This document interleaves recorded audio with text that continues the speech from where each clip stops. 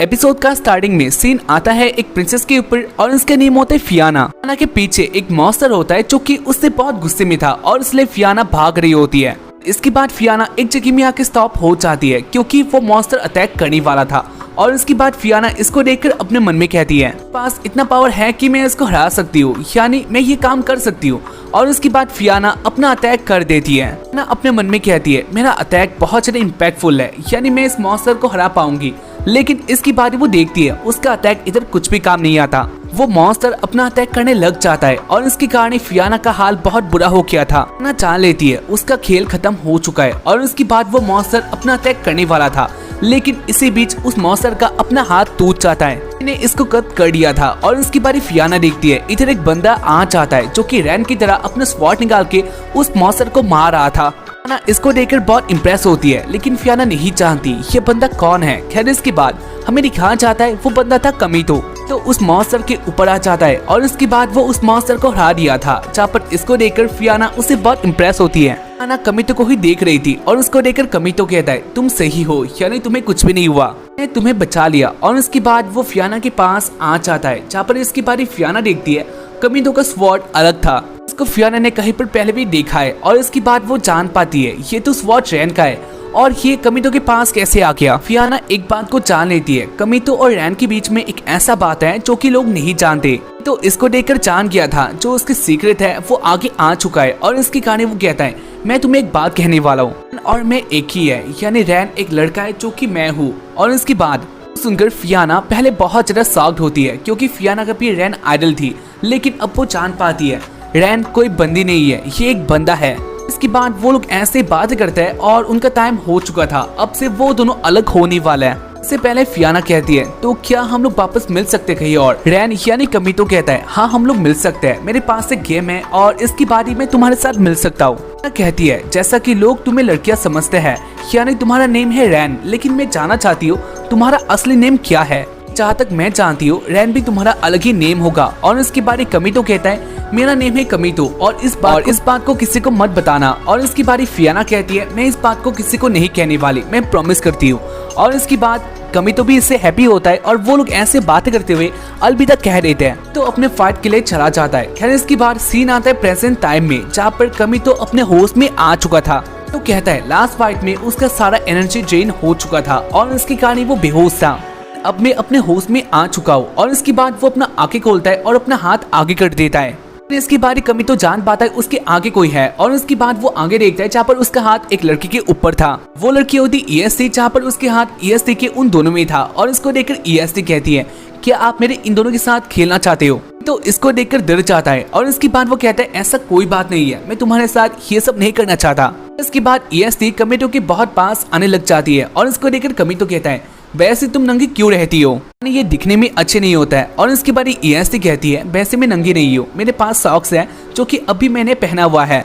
इसके बाद कमीतो कहता है बात तो है, लेकिन इसके साथ ही तुम्हें कुछ और भी कपड़े पहनने चाहिए ताकि लोग तुम्हें नॉर्मल समझे। ऐसे वो दोनों बात करते हैं और इसके बारे ईएसटी कहती है वैसे मुझे आपके साथ एक काम करना है। और इसके बाद वो कमीतो के बहुत पास आ गई थी, तो जान जाता है ईएसटी उसके साथ किस करना चाहती है। और इसके कारण कमीतो कहता है ये तुम क्यों करना चाहते हो, यानी ये सब क्या है। इसकी बारी ईएसटी कहती है मैंने आपको देखा था इसके पहले वाले फाइट में, आपने क्लेयर के साथ किस किया था और वो सीन मुझे बहुत पसंद आया, भी आपके साथ वो करना चाहती हूँ। और वैसे भी मैं आपका स्पिरिट, तो इसलिए इसमें मेरा हक बनता है। साथ ही मैंने सुना है किस से स्पिरिट वाला कॉन्ट्रैक्ट अच्छा हो जाता है, इसलिए हम दोनों के लिए किस बहुत अच्छा है, यानी मैं आपको किस करूंगी और इससे हमारा कॉन्ट्रैक्ट बहुत अच्छा होने वाला है। तो अपने मन में कहता है बात तो ये सही कह रही है। और इसकी बात ईएसटी कमीतो के बहुत पास आने लग गई थी, तो कहती है मास्टर आप अपना आंखें बंद कर दो। और उसके बाद ही वो अपने मास्टर को किस करने वाली थी, लेकिन इसी बीच इधर क्लियर आ जाती है कमीतो तुम रेडी हो जाओ, आज हमारा एक साथ ही डबल फाइट होने वाला है। इसके बाद क्लियर आगे देखती है जहाँ पर कमीतो अपने बेड में बिजी होता है, यानी उसके ऊपर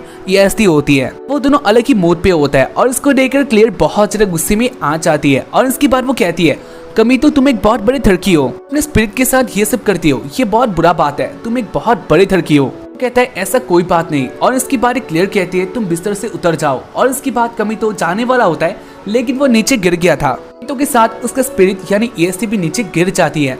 और इसके बाद वो दोनों फिर से एक अलग ही पोस्ट पे आ चुके थे। वो देखकर क्लियर और भी ज्यादा गुस्सा होती है और इसके बाद वो दो ऑप्शन को आगे रखती है, जहाँ पर कमितो इस बार भी एक अलग से ऑप्शन को चॉइस करता है, बहुत गंदा होता है और इसके कारण क्लियर अपना गुस्सा बाहर निकाल लेती है, यानी वो कमितो के ऊपर अपना अटैक कर देती है। इसके बाद सीन आता है उनके मैच में, जहाँ वो लोग आ जाते हैं एक अरीना में और इसके बाद टीचर कहती है तुम लोग रेडी हो जाओ, तुम्हारे बीच में एक टीम फाइट होने वाला है। टीम में होता है कमितो और क्लियर और उनके ओपोनेंट है 5 और इसको देखकर कमितो कहता है टीचर क्या ये सही है? मुझे देखकर ऐसा नहीं लगता ये गेम इक्वल होने वाला है, यानी हमारी टीम में बस 2 ही मेंबर है और हमारे ओपोनेंट 5 है, तो इसके बाद ये गेम कैसे इक्वल हो सकता है? फिर कहती है जो तुम कह रहे हो बात तो सही है, लेकिन मैंने पहले ही कहा था तुम लोगों को अपना टीम क्रिएट करने के लिए, लेकिन इसके बाद भी तुम लोगों ने नहीं किया, तो मैं क्या कर सकती हूँ?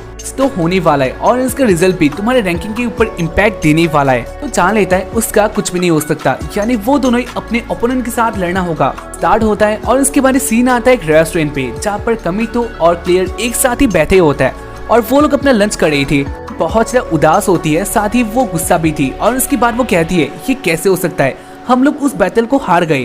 तो कहता है ऐसा ही होने वाला था, यानी हमारे टीममेट बहुत कम थे, तो इसके बाद हम लोग हारने ही वाले थे, हम लोग कुछ भी नहीं कर सकते। आता है उसी फाइट में जहाँ पर कमितो और क्लियर ने सबको हरा दिया था, लेकिन आखिर में एक लड़की होती है जो कि अपना स्पेशल अटैक करती है और इसके कारण कमितो हार जाता है। अगर कमितो अपना सारा पावर लगा देता तो उसके बाद कमितो बहुत इसलिए जीत जाता था, लेकिन इसके बाद भी उसने ऐसा नहीं किया। जो भी हो, इस रिजल्ट से क्लियर बहुत ज्यादा गुस्सा होती है, साथ ही वो अपसेट भी थी और वो लोग ऐसे ही अपने फाइट के बारे में बातें कर रही थी। इसी बीच इधर आ जाती है रीन और उसके बाद ही वो क्लियर और कमितो को देख लेती है और इसके बाद वो कहती है तुम लोग इधर क्या कर रही हो? तो कहता है वो लोग ऐसे ही खाना खा रहे हैं और इसके बाद रीन कहती है तुम लोग लंच कर रही हो तो मैं भी तुम्हारे साथ आ सकती हूँ। तो क्या मैं भी तुम्हारे साथ आ सकती हूँ? इसके लिए हैप्पी नहीं होती है, लेकिन उसके पास और कोई चॉइस नहीं था, रिन उनके साथ आ जाती है। इसके बाद वो तीनों एक साथ ही बातें करते हैं, जब पर रिन कहती है मैंने सुना कमितो और क्लियर तुम दोनों ने अपनी टीम फाइट को हार चुके हो, ये तुम्हारे रैंकिंग में भी इफेक्ट देने वाला है। इसको सुनकर क्लियर गुस्सा होती है। इसके बाद कमितो कहता है हमारे पास और कोई ऑप्शन नहीं था, यानी हमारी टीम में मेंबर बहुत कम है और इसके कारण हम लोग उस फाइट को हार गए।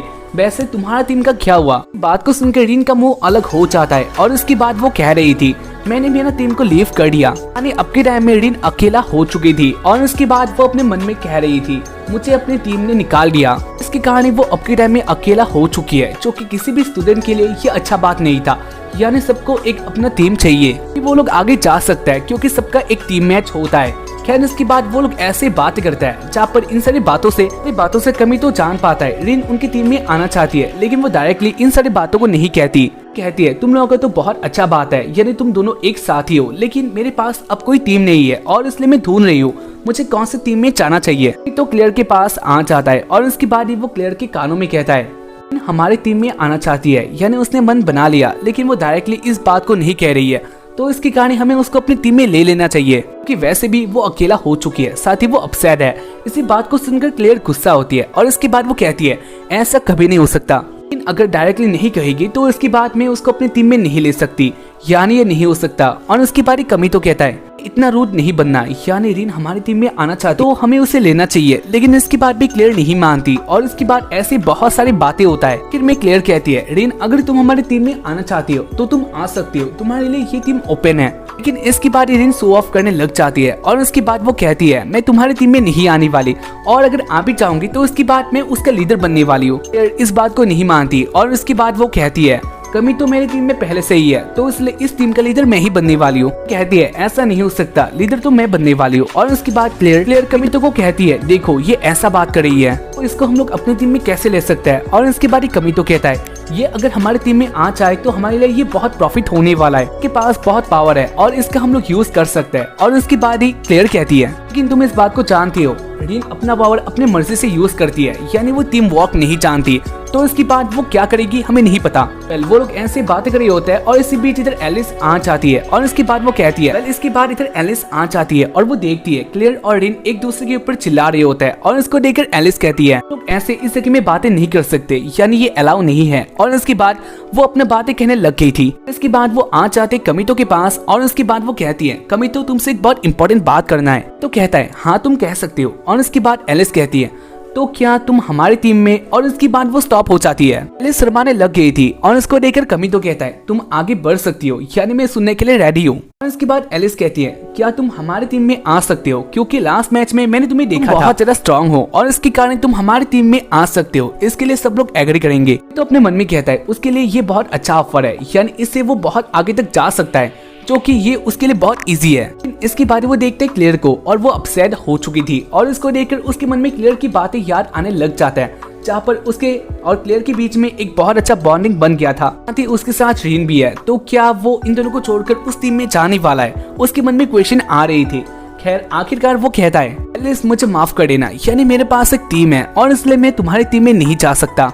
इस बात को सुनकर एक टाइम के लिए स्टॉप हो चुकी थी और उसके बाद वो कहती है कोई बात नहीं, तुम्हारी मर्जी है, तुम कहाँ पर जाओगे या फिर नहीं ये सब तुम्हारी बात है, बाकी मैंने तुम्हें ऑफर दिया था।